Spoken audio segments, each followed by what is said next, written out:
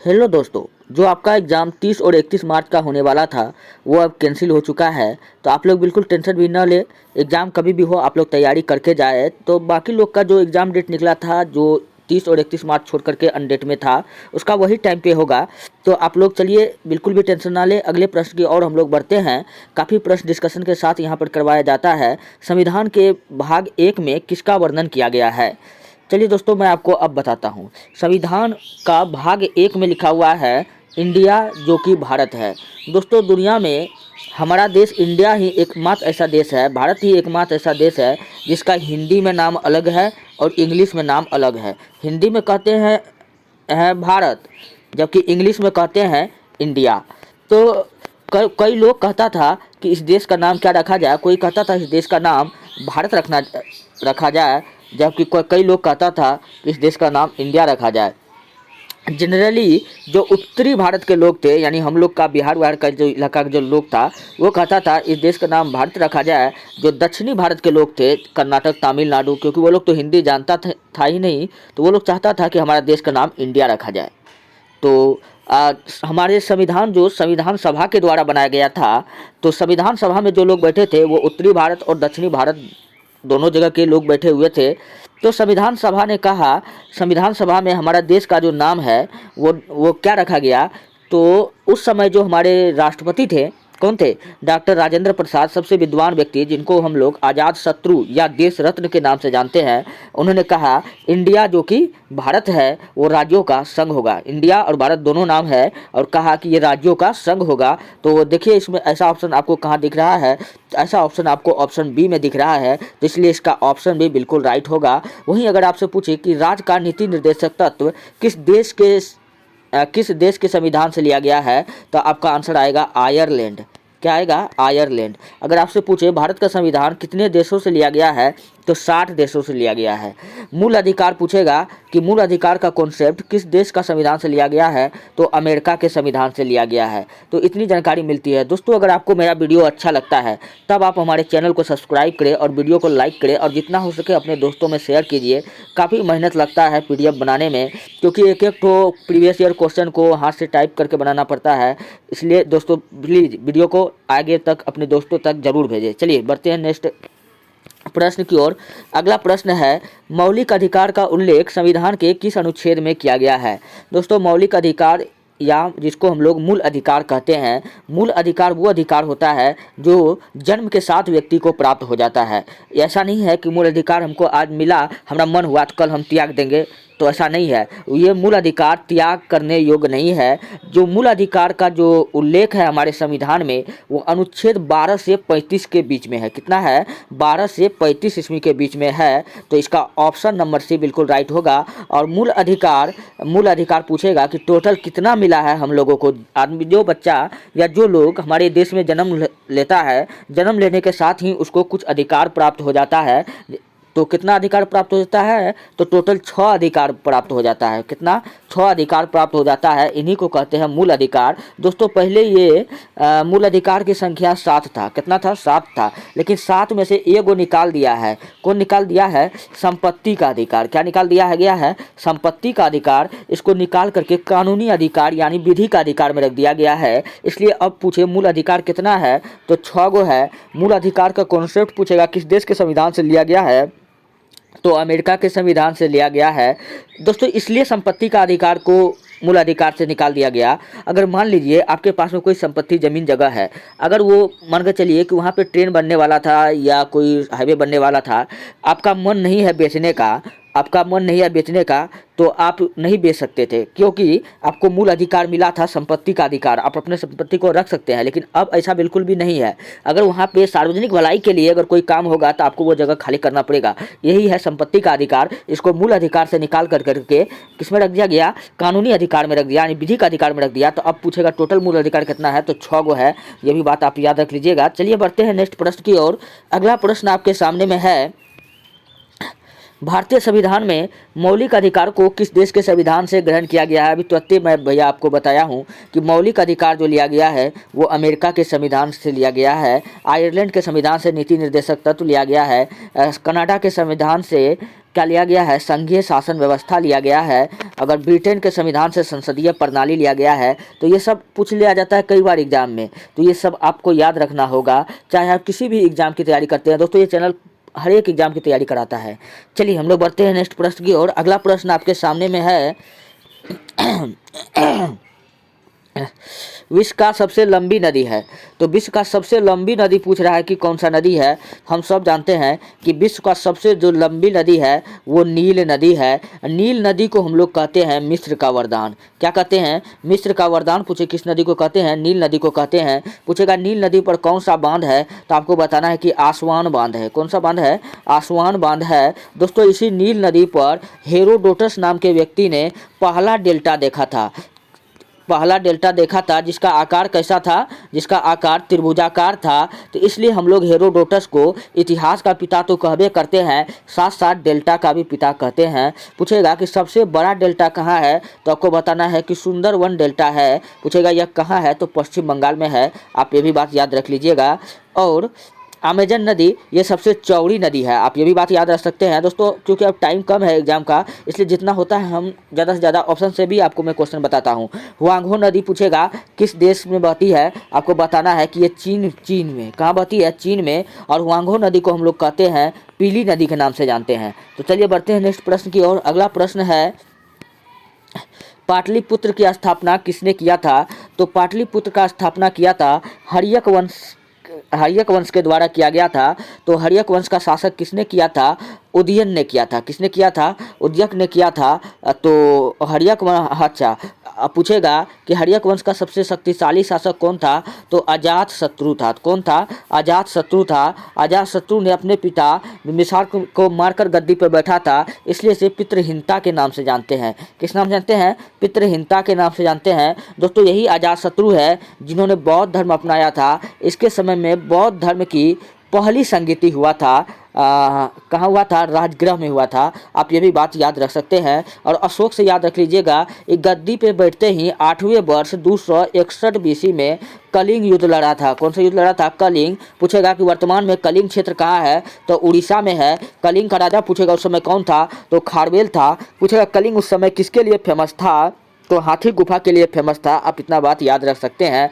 और अभी उड़ीसा में कौन सा बांध है, तो आपको बताना हीराकुंड बांध है। तो ये सब बात आपको याद रखना होगा। तो चलिए हम लोग बढ़ते हैं नेक्स्ट प्रश्न की ओर। नेक्स्ट प्रश्न आपके सामने में है कि 15 अगस्त 1947 के बाद भारत का कौन सा भाग पुर्तगालियों के अधीन रहा? दोस्तों हम सबको पता है कि भारत में पुर्तगाली आया था और पुर्तगाल जो था वो गोवा का हिस्सा था। किसका हिस्सा था? गोवा का हिस्सा था। और इसको 1961 में, कब? इसको 1961 में क्या किया गया? इसको अंग्रेजों ने भारत में मिला दिया। तो 1947 के बाद ही ना यह घटना हुआ है। तो भारत का कौन सा भाग पुर्तगालियों के अधीन रहा था? तो ये गोवा रहा था। इसलिए इसका ऑप्शन नंबर ए क्या हो जाएगा? बिल्कुल राइट हो जाएगा। और सिक्किम में आप याद रख लीजिएगा, सिक्किम का एक दर्रा है जो काफ़ी इंपॉर्टेंट है, नाथुला दर्रा। कौन सा दर्रा है? नाथुला दर्रा है। दोस्तों 1962 का जो भारत चीन युद्ध हुआ था, इसी दर्रे के आसपास हुआ था। तो सिक्किम में कौन सा दर्रा है? नाथुला दर्रा है। आप ये बात याद रख लीजिएगा। और इससे एक क्वेश्चन और निकल जाता है, अंडमान निकोबार को पूछेगा कि कौन सा चीज़ अलग करता है, आपको बताना है 10 डिग्री चैनल। 10 डिग्री चैनल किसको अलग करता है? अंडमान निकोबार को कार निकोबार से अलग करता है। तो चलिए हम लोग बढ़ते हैं नेक्स्ट प्रश्न की ओर। अगला प्रश्न आपके सामने में है, किसके काल में अलबरूनी भारत आया था? दोस्तों अलबरूनी इत्सिंग ये सब किसके काल में आया था? ये सब आया था महमूद गजनबी के काल में आया था। महमूद गजनबी जो गजनी वंश से संबंधित था, इसके साल में कौन आया था? तो इसके साल में आया था, कौन आया था? अलबरूनी आया था। अलबरूनी का अगर किताब का नाम पूछे, काफ़ी इंपॉर्टेंट है, तो आपको बताना है किताब उल हिंद। क्या बताना है? किताब उल हिंद। चलिए, और अलबरूनी का किताब का नाम तो ये था। अच्छा, और अगर पूछे कि मोहम्मद गजनवी ने भारत में टोटल कितना बार आक्रमण किया था, तो टोटल 17 बार आक्रमण किया था। पूछेगा मोहम्मद गजनवी का सबसे फेमस आक्रमण कौन था, तो गुजरात का सोमनाथ मंदिर था, जो 1000 BC में इस पर आक्रमण किया था। यहाँ से काफ़ी धन भी लौटा था। और बलबन के बारे में बता सकते हैं हम क्या, कि बलबन जो था लाशों की सीढ़ी बनाकर गद्दी पर बैठा था, और इल्तुतमिश द्वारा बनाए गए तुर्कगानी ए चहलगानी, जिसमें 40 तुर्क अमीर सरदार का समूह हुआ करता था, इन 40 लोगों को मौत का घाट उतार करके ये गद्दी पर बैठा था। इसलिए बलबन के बारे में कहा जाता है कि ये लाशों का गद्दी बनाकर सीढ़ी पर बैठा था, लाशों का सीढ़ी बनाकर गद्दी पर बैठा था। और बलबन को बलबन ने पूछा क्या दिया था, इन्होंने राजस्व सिद्धांत दिया था। क्या दिया था, राजस्व सिद्धांत दिया था। आप ये भी बात याद रख लीजिएगा।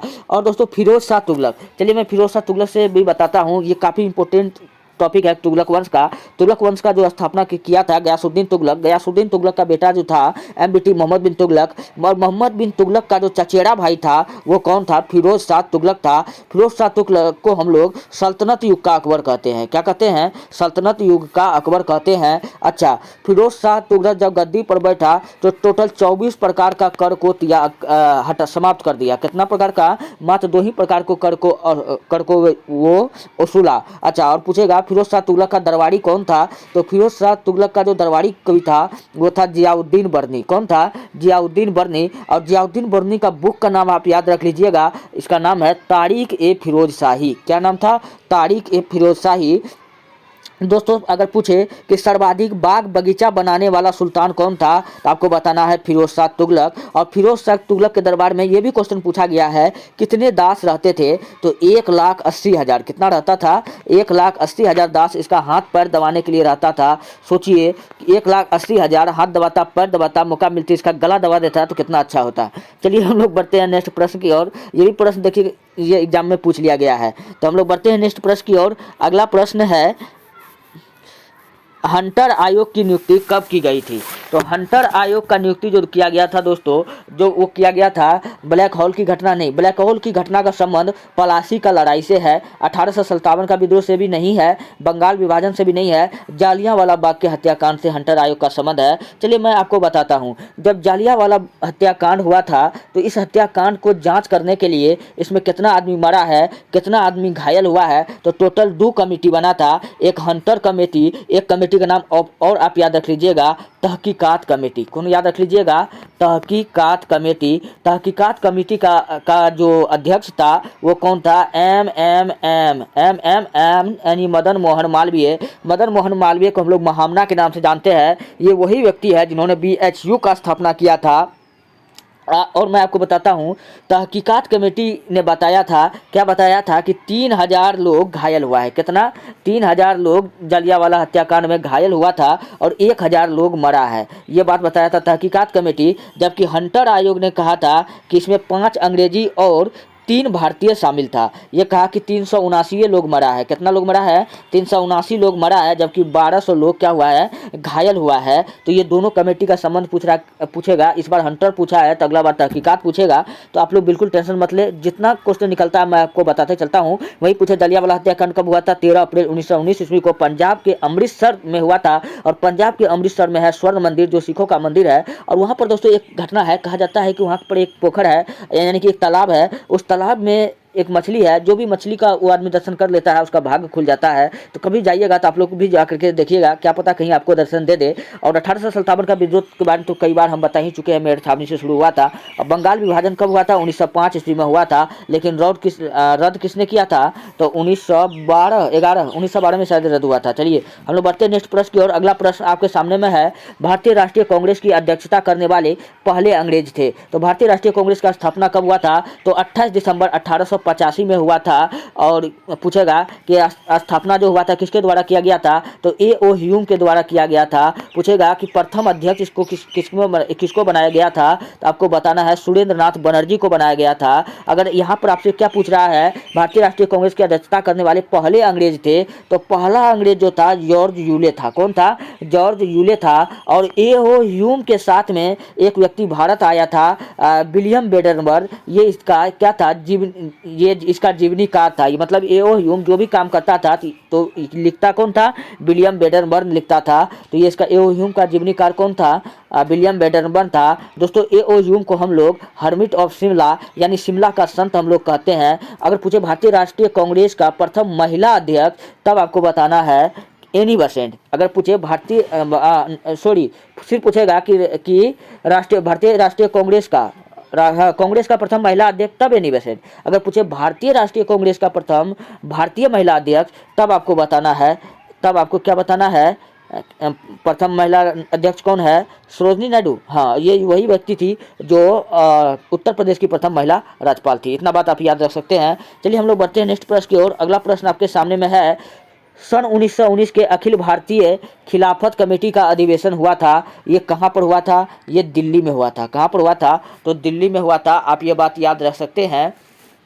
और आपको क्या याद रखना है, नागपुर में भी अधिवेशन हुआ था, पूना में भी हुआ था 1919। अच्छा, 1919 में क्या बताए थे हमने कि 13 अप्रैल 1919 को क्या हुआ था, जालियांवाला हत्याकांड हुआ था।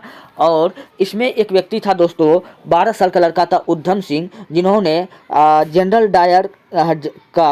डायर को इंग्लैंड में जा करके उसका घर में घुस करके लंदन के किंगस्टन हॉल में गोली मारा था।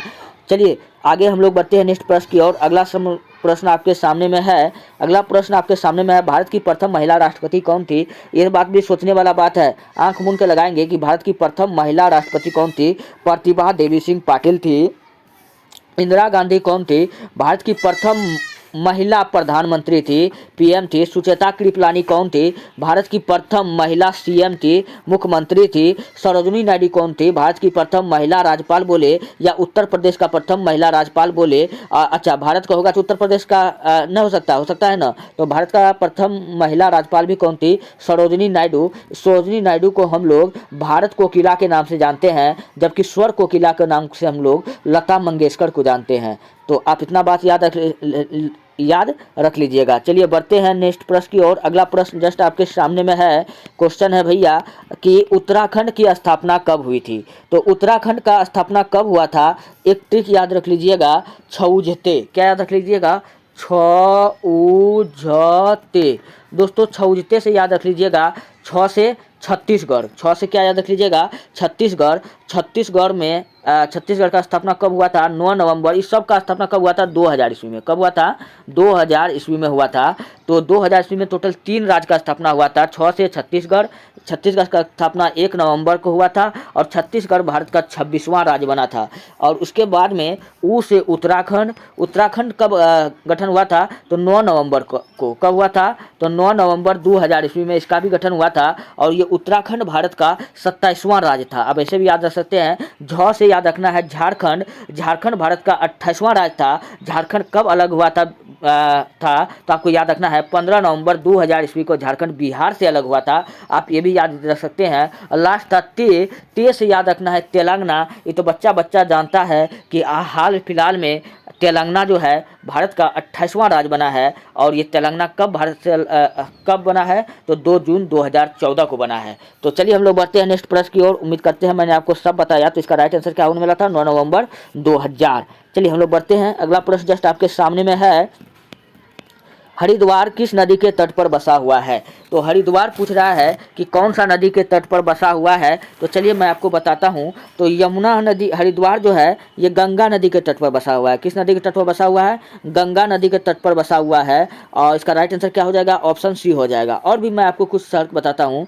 जैसे महानदी, दोस्तों महानदी कहाँ है, उड़ीसा में है। कहाँ है, उड़ीसा में है। यहाँ पर कौन सा बांध है, हीराकुंड बांध है। पूछेगा कि महानदी के पास में कौन सा शहर बसा हुआ है, तो आपको बताना है कटक। कौन बताना है, कटक बताना है। और उसके बाद में अगर कटक ऑप्शन में ना रहे तो आपको लगाना है सबलपुर। क्या लगाना है, सबलपुर लगाना है। दोस्तों कटक में ही सुभाष चंद्र बोस का जन्म हुआ था। और यही अंतर्राष्ट्रीय भारतीय चावल अनुसंधान संस्थान का केंद्र पूछेगा कहाँ है, तो यही उड़ीसा के कटक में है। आप ये भी बात याद रख सकते हैं। सोन नदी तो बिहार में है, ये बात तो जानबे करते हैं। और यमुना नदी दिल्ली जो है यमुना नदी किनारे बसा है, तो ये भी बात जानबे करते हैं। तो चलिए हम लोग बढ़ते हैं नेक्स्ट प्रश्न की ओर। अगला प्रश्न आपके है, ताजमहल भी यमुना नदी के पीछे ही बहती है।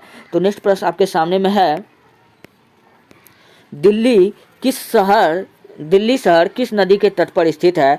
तो दिल्ली जो शहर है दोस्तों कौन था? अभी अभी मैंने आपको बताया था कि जो दिल्ली शहर है वो यमुना नदी के तट पर स्थित है। तो इसका राइट आंसर क्या होने वाला है? तो ऑप्शन ए होने वाला है, यमुना नदी। तो इसका राइट आंसर क्या हो जाएगा? यमुना नदी। इधर के बारे में तो बता ही दिए हैं। चलिए बढ़ते हैं नेक्स्ट प्रश्न की ओर। ब्रह्मपुत्र नदी, अच्छा ब्रह्मपुत्र नदी डेल्टा बनाने वाली नदी है। चलिए अगला प्रश्न आपके सामने में है। जो प्रश्न जानदार होगा उसी का डिस्कशन करेंगे क्योंकि अब टाइम कम रहा। भाखड़ा नागला बांध किस नदी के ऊपर बना हुआ है? तो आपसे पूछेगा कि भाखड़ा नागला बांध किस नदी के ऊपर बना हुआ है? ये दोस्तों सतलज नदी पर बना हुआ है। अच्छा, कोसी नदी घाटी परियोजना पूछेगा किस राज्य में बना है? आपको बनाना है कि बिहार में बना है। तो बिहार और नेपाल के बॉर्डर पर बना हुआ है कोसी नदी घाटी परियोजना। और झेलम को ऋग्वेद में हम लोग वितस्ता कहते हैं। और झेलम नदी के पास पूछे कौन सा युद्ध हुआ था? तो आपको बताना हाइडेस्पीच का युद्ध हुआ था। किसके किसके बीच में हुआ था? तो सिकंदर और यहाँ के राजा पोरस के बीच में हुआ था। पंजाब के राजा पोरस के बीच में हुआ था। आप ये बात याद रख सकते हैं। और सिकंदर का सेना पूछेगा कौन सी नदी पार करने से इनकार कर दिया था? और ये था ब्यास नदी। इसका सेना इतना डर चुका था, भारत में अब आगे कदम बढ़ाने को तैयार नहीं था, क्योंकि आगे चंद्रगुप्त मौर्य तो उसको धनानंद बहुत सनकी राजा था इस समय। और धनानंद जो था धन का लालची था, इसलिए इसको हम लोग जेंद्रमीज के नाम से जानते हैं। और उसके बाद में चंद्रगुप्त मौर्य भी इसको काफ़ी परेशान करके रखा था। अब ये सब बात तो जानबे करते हैं। चलिए बढ़ते हैं नेक्स्ट प्रश्न की ओर। अगला प्रश्न आपके सामने में है कि आज़ाद हिंद फौज की स्थापना किस देश में की गई थी? तो दोस्तों आज़ाद हिंद फौज का जो स्थापना किया गया था वो किया गया था रास बिहारी बोस के द्वारा। किसके द्वारा किया गया था? रास बिहारी बोस के द्वारा किया गया था। और रास बिहारी बोस ने इस आज़ाद हिंद फौज का जो कमान है वो सुभाष चंद्र बोस के हाथ में दे दिया। कब दिया था? ये दिया था 21 मार्च। कब दिया था? 21 मार्च को इन्होंने संभाला आज़ाद हिंद फौज का बागडोर। और रेडियो पर भाषण दिया। महात्मा गांधी को कहा राष्ट्रपिता हम अपनी सेना को सिंगापुर से लेकर के भारत आ रहे हैं। तो आपसे क्वेश्चन पूछ लिया जाता है कि महात्मा गांधी को राष्ट्रपिता किसने कहा था? सुभाष चंद्र बोस ने कहा था। दोस्तों ये भी देखिए अजीब विडंबना है। सुभाष चंद्र बोस का कभी भी महात्मा गांधी से पटा नहीं था, लेकिन फिर भी उन्होंने महात्मा गांधी को राष्ट्रपिता कहा था। तो उसको पता था कि अगर गांधी जी से विरोध करेंगे तो हम आज़ादी नहीं दिला पाएंगे, इसलिए उन्होंने रेडियो पर भाषण देते हुए कहा राष्ट्रपिता हम अपनी सेना को क्या करते हैं लेकर के आ रहे हैं। और 21 मार्च 1914 को दिल्ली चलो के नारे के साथ में भारत पहुंचा इस आज़ाद हिंद फौज। तो मैंने आपको पूरा डिटेल के साथ में आपको बता दिया। तो इसका राइट आंसर क्या हो जाएगा? ऑप्शन बी हो जाएगा। चलिए बढ़ते हैं नेक्स्ट प्रश्न की ओर। अगला प्रश्न आपके सामने में है कृष्णा नदी का उद्गम स्थल कहाँ है? तो दोस्तों कृष्णा नदी का जो उद्गम स्थल है वो कहाँ है? कृष्णा नदी का उद्गम स्थल, कृष्णा नदी का महाबलेश्वर की पहाड़ी कहाँ है? तो महाबलेश्वर की पहाड़ी। ऑप्शन सी इसका क्या हो जाएगा? बिल्कुल राइट हो जाएगा। वही पूछेगा कृष्णा नदी पर कौन सा बांध है? तो कृष्णा नदी पर जो बांध है कृष्ण भगवान ने खाया था मट्टी, मट्टी से याद रख लीजिएगा अलमट्टी बांध है। और कृष्णा नदी पर पूछेगा कि कौन सा बांध है? तो कृष्ण का दोस्त था अर्जुन, तो अर्जुन सागर बांध भी पूछेगा किस नदी पर है? तो कृष्णा नदी पर है। तो इसका ऑप्शन नंबर क्या होने वाला था? बिल्कुल राइट, ऑप्शन बी होने वाला था। और इसका भी मैंने आपको बताया। तो चलिए बढ़ते हैं नेक्स्ट प्रश्न की ओर। अगला प्रश्न आपके सामने में देखिए भैया स्क्रीन पर है।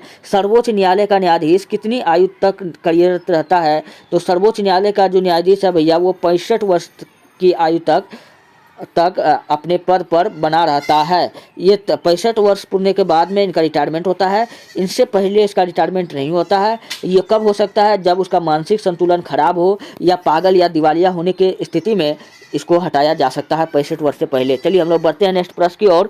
अगला प्रश्न जस्ट आपके सामने में है कि निम्नलिखित में से किस ग्रह को विशाल गैस के रूप में जाना जाता है? दोस्तों हम सब जानते हैं कि सबसे बड़का ग्रह कौन है? तो बृहस्पति ग्रह। इसी बृहस्पति ग्रह को हम लोग विशाल ग्रह के नाम से जानते हैं। अच्छा सबसे बड़का है तो भारियों न होगा, तो सबसे भारी ग्रह कौन सा हो जाएगा? बृहस्पति ग्रह हो जाएगा। बृहस्पति ग्रह का उपग्रह का नाम पूछे क्या है? तो आपको बताना है ज्ञानीमेड है। क्या है? ज्ञानीमेड है। और शुक्र ग्रह को हम लोग शाम का तारा कहते हैं। क्या कहते हैं? शाम का तारा कहते हैं, या इसे प्रेशर कुकर वाला तारा कहते हैं। ये सब बात तो आप जानबे करते हैं। शुक्र ग्रह पर 2 पठार है, एक है लक्ष्मी का पठार, दूसरा है चौरस का पठार। तो शुक्र ग्रह पर 2 पठार पाया जाता है, ये दोनों याद रख लीजिएगा। बुध ग्रह सबसे छोटा ग्रह है। बुध ग्रह पर पूछेगा कि कितना दिन का एक साल होता है? तो 88 दिन का। आप ये बात याद रख लीजिएगा। चलिए हम लोग बढ़ते हैं नेक्स्ट प्रश्न की ओर। अगला प्रश्न जस्ट आपके सामने में है निम्नलिखित में से कौन सी नदी दक्षिण गंगा के नाम से प्रसिद्ध है? भैया दक्षिण गंगा हम लोग गोदावरी नदी को कहते हैं। किसको कहते हैं? गोदावरी नदी को कहते हैं, इसलिए इसका ऑप्शन भी बिल्कुल राइट हो जाएगा। तुंगभद्रा नदी कहाँ है? तो ये है केरल में। कहाँ है? केरल में। केरल के पेरियार परियोजना इसी पे बना हुआ है, तुंगभद्रा नदी पे बना हुआ है। तो पेरियार भी समझ में आ गया। कृष्णा के बात अभी बताइए दिए हैं। चलिए बढ़ते हैं नेक्स्ट प्रश्न की ओर। अगला प्रश्न आपके सामने में है, वेल्स घास के मैदान संबंधित है। तो वेल्स कहाँ के घास के मैदान को कहा जाता है? चलिए मैं कुछ देश बताता हूँ, वहाँ पर घास के मैदान को क्या क्या नाम से जाना जाता है। आप लोग मेरे साथ, जैसे मैं याद रखता हूँ वैसे आप भी याद रख लीजिए। दोस्तों कंपोज ब्राज़ील में कहा जाता है। लानोस घास का मैदान वेनेजुएला में कहा जाता है। सवाना पूछेगा घास का मैदान कहाँ कहा जाता है? तो अफ्रीका और सूडान में। प्रेरी पूछेगा कहाँ कहा जाता है? तो यूएसए और कनाडा में। डाउन्स पूछेगा कहाँ कहा जाता है? तो डाउन्स कहा जाता है ऑस्ट्रेलिया में। जब कैंटरबरी पूछेगा कहाँ कहा जाता है? तो न्यूजीलैंड में।